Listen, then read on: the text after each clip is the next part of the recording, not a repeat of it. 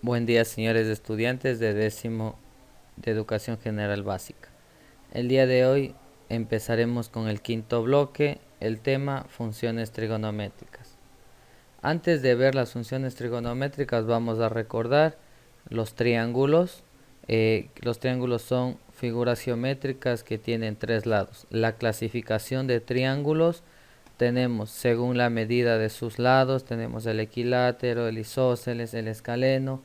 El equilátero se refiere a que todos sus lados son iguales, o como aquí nos dice, todos sus lados tienen la misma medida. El isósceles, cuando dos de sus lados tienen la misma medida. Y el escaleno, cuando ninguno de sus lados son iguales. Sí, son totalmente diferentes. Ese es un triángulo escaleno.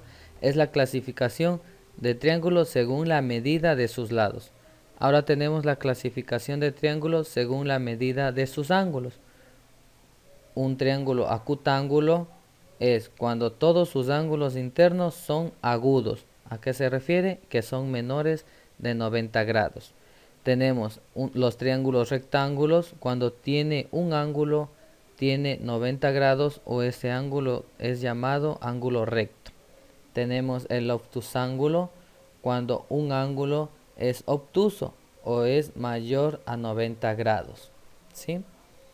Vamos a ver también las propiedades de los triángulos que se explicará con profundidad uno a uno en las clases. Vamos también a recordar cómo es la construcción de los triángulos, el triángulo equilátero, el triángulo isósceles y el triángulo escaleno. Vamos a recordar también las razones trigonométricas en los triángulos rectángulos.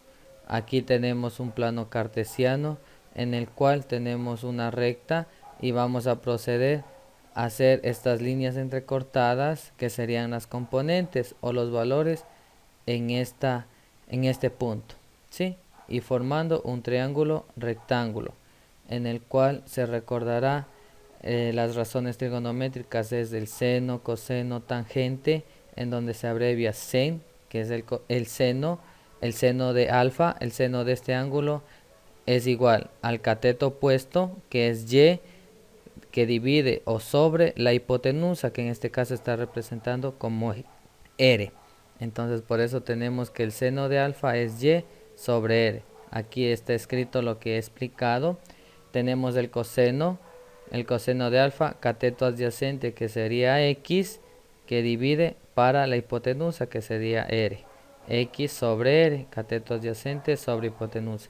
Tenemos la tangente de alfa, que es el cateto opuesto, que es y sobre el cateto adyacente, que es x. Y sobre x. También tenemos estas otras razones trigonométricas que son inversas a las de aquí, en donde está la cosecante, secante y la cotangente. Tenemos con sus respectivas a lo que es igual. ¿Sí? Eso sería, jóvenes. Muchas gracias por su atención. Buen día.